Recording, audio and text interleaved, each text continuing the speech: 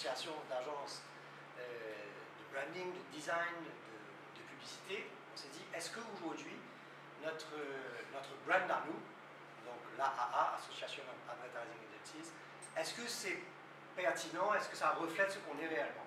Et la réponse était non.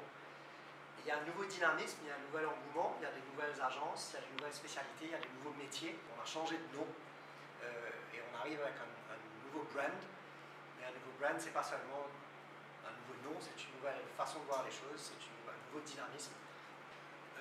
On a un rôle qui est de faire partager toute l'histoire de l'évolution. On est passé de la réclame à la pub, aujourd'hui on passe de la pub à la com, on va sur le digital. Et on a passé énormément de temps dans les archives de vos journaux, donc je vous remercie au passage.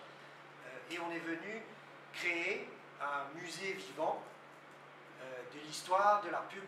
Donc le monde de la pub changeait et on a accompagné ce changement. Et aujourd'hui, l'AAA est ouverte aux agences spécialisées dans le digital, dans le branding, dans les events, dans le PR, le shopper, etc. Et il y a beaucoup de choses qui ont changé.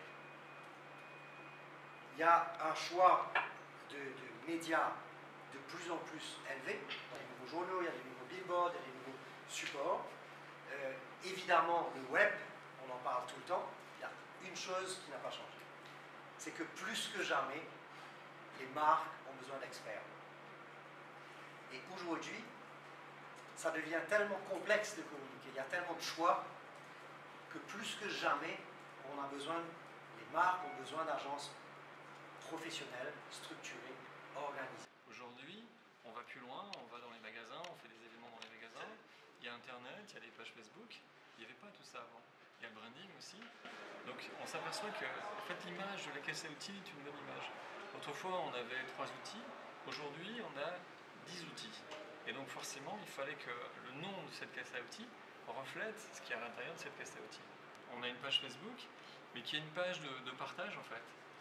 Plutôt qu'être justement dans un rapport classique à l'ancienne, où on fait la promotion de nous-mêmes, on a trouvé qu'il était plus intéressant, plus créatif, de faire un musée de la publicité. Donc en fait, c'est vraiment cet esprit de partage, mais c'est aussi aujourd'hui le principe de la communication, et notamment de la communication 2.0, en utilisant le net comme support principal, c'est de d'abord partager, de donner des choses, et ainsi de créer du lien avec des personnes, et après, une fois que ce lien est établi, on peut faire du business, on peut faire du commerce.